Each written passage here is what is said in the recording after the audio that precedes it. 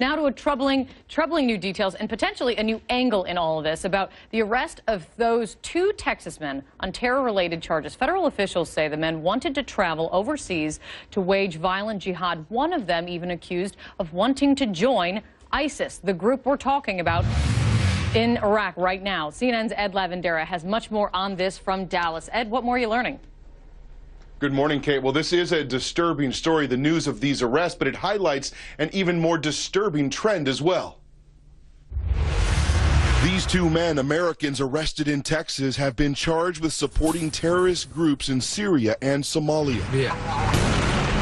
A SWAT team surrounded 23-year-old Rahatul Khan's home in Austin. According to a criminal complaint, Khan used internet chat rooms to spot and assess potential recruits for committing violent jihad overseas. Michael Todd Wolf, also 23, was arrested at Houston George H.W. Bush Airport before boarding a flight to Europe, where he allegedly planned to later enter into Syria through Turkey and provide his services to radical groups. Wolf referred to al-Qaeda representatives as righteous brothers, according to the criminal complaint, even showing an undercover FBI agent a YouTube video of foreign fighters in Syria. Wolf discussed which militant groups he should join, including the brutal Islamist group ISIS, currently staging an offensive against Iraq. The Texas native also told undercover officers he'd been physically preparing to join jihad by practicing martial arts, running, and CrossFit, the competitive sport which uses military-style techniques.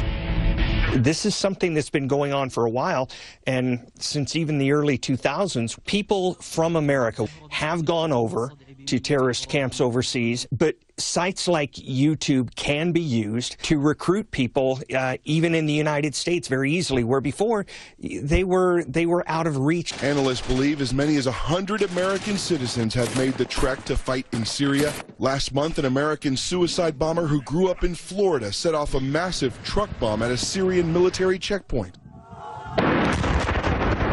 Syrian jihadists tweeted several photos of the American before he took his life, with bombs strapped to his chest. Social media has now become one of the many ways al-Qaeda recruits Westerners to fight alongside radical Islamists.